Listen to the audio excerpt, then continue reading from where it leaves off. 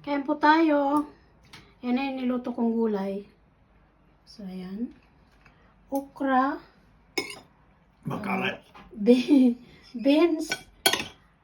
Og talong. Sayote.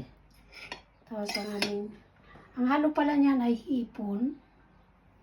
So, ayan. Ang aking asawa. 2 araw yan lang sa malaking bahay. Ngayon pa lang bumalik dito. Bukas pala, national dag dito sa Norway. So, may parade. So, ayan. Kain po tayo. Sa ilog, kain tayo. Saido. Kain tayo. Kain tayo.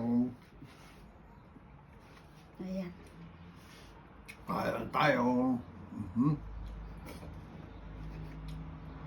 Yan ang aming kapare sa gulay. Masarap magulay.